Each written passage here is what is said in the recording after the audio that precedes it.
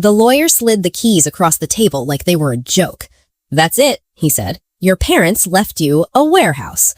A warehouse. Not the house, not the lake cabin, not the investment accounts my older brothers always bragged about. Just a rusted building in the industrial part of town, wedged between a scrapyard and an abandoned auto shop. I should have known. My parents spent their whole lives making sure I got the leftovers. I was the youngest, the quiet one, the creative one who didn't follow the family business like my brothers did. While they worked alongside Dad in his logistics company, I went to art school. Apparently, that made me irresponsible.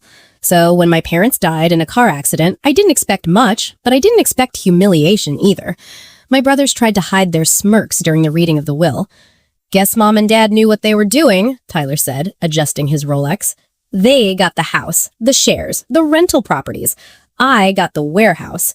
It had been sitting empty for over a decade. Roof leaks, broken windows, graffiti on the side that read, 'Condemned.'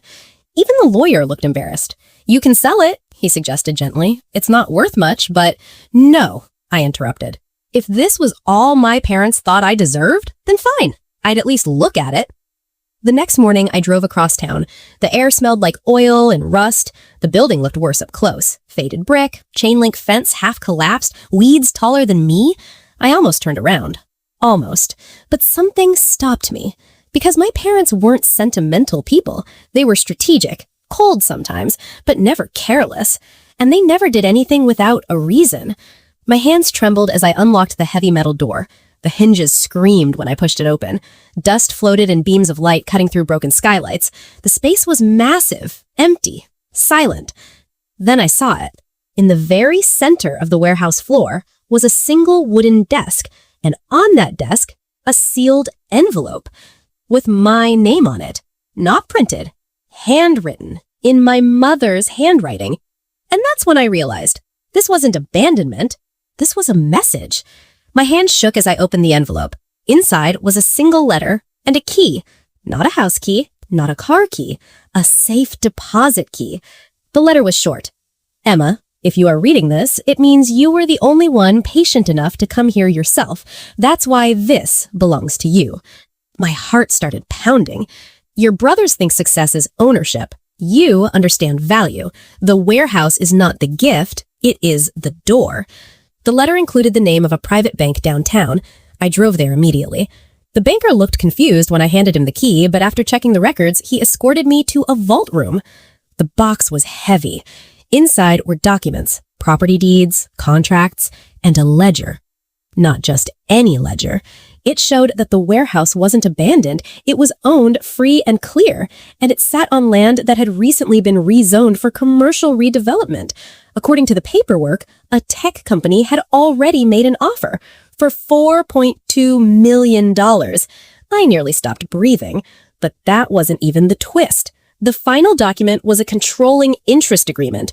My parents had quietly transferred 51% ownership of a subsidiary logistics corporation into my name, a subsidiary my brothers didn't know existed. The warehouse had been used years ago as a testing site for automation software now worth millions. My parents hadn't punished me. They'd protected the real asset from the two sons they knew would sell it too fast. Tears blurred my vision. For the first time in my life, I wasn't the overlooked daughter. I was the chosen one, and my brothers had no idea. Yet. The call from Tyler came 3 weeks later. "Why are investors asking about warehouse parcel 17B?" he demanded. I leaned back in my new office chair. Inside the warehouse, renovations had already started. Because I didn't sell it, I partnered with the tech company instead. Equity, not cash.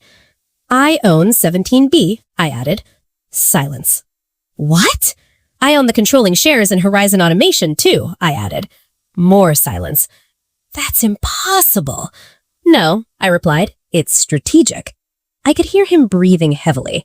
The truth hit him slowly. Their shares in the main company were suddenly less worth because the automation tech division was where the real growth was headed, and I owned it. They had houses. I had leverage. But here's the thing. I didn't destroy them. I didn't liquidate their positions. I did something better.